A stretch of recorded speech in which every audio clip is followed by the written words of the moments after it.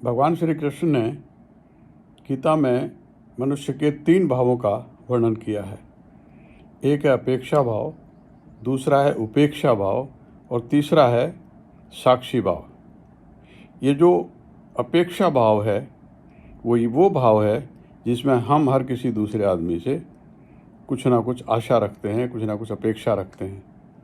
हमारी अपेक्षा है कि बच्चों को ये करना चाहिए, हमारे एम्प्लॉइज़ के बारे में अपेक्षा है कि वो इस तरह से काम करें, हमारे नेता कैसे काम करें, हमारे पड़ोसी कैसे काम करें।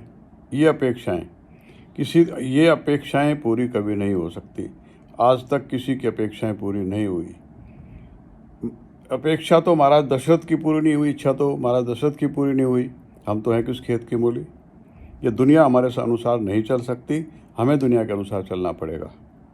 अगर हम अपने पैरों को कांटों से पत्थरों से बचाना है तो जूते हमें पहनने पड़ेंगे।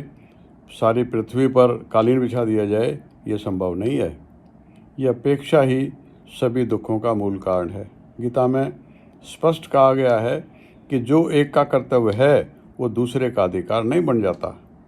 हमें अपने अधिकारों की नहीं, अपने कर्तव्यों का ध्यान रखना है। बच्चों का ये कर्तव्य है कि माँ बाप की सेवा करें, लेकिन माँ बाप का ये अधिकार नहीं है कि वो बच्चों से सेवा करवाएं।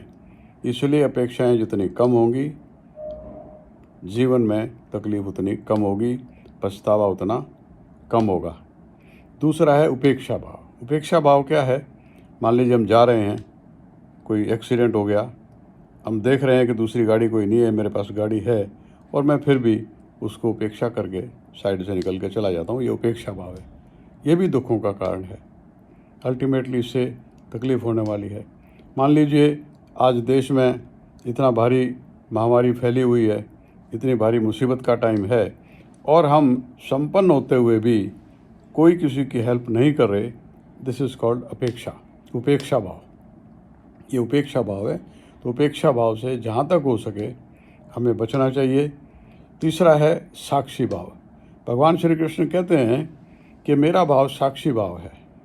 ना मैं किसी को बुराई करने से रोकता हूँ, ना मैं किसी को अच्छाई करने के लिए प्रोत्साहित करता हूँ। जो जैसा करता है मैं उसको वैसा करने देता हूँ और बाद में उसको वैसा ही फल देता हूँ। भगवान तो भगवान हैं, वो कुछ भी कर सकते हैं, कैसे भी कर सकते हैं। हम मनुष्य हैं, तो हमें इन तीनों भावों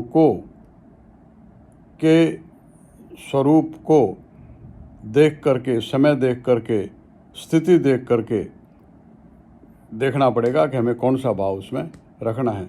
बिल्कुल अपेक्षा नहीं हुई, ये भी पॉसिबल नहीं है। उपेक्षा किसी चीज़ की भी हम नहीं करें, ये भी संभव नहीं है। और साक्षी भाव भी हम नहीं रखें। वो साक्षी भाव रखना बहुत ही ज़्यादा समझिए कि आपको सुख पहुंचाने वाला होता है। साक्षी भाव क्या है?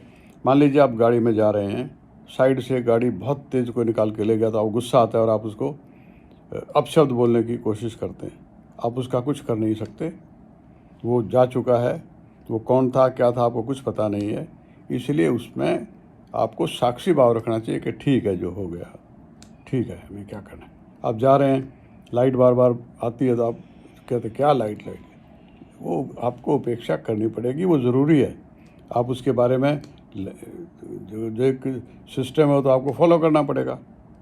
इसलिए मेरा मानना है, और गीता का ये आदेश है, ये हमारे लिए सूचना है, ये हमारे लिए आदेश है कि हम तीनों भावों को समय के अनुसार, स्थिति के अनुसार समझें और उस अनुसार कर्म करें। धन्यवाद।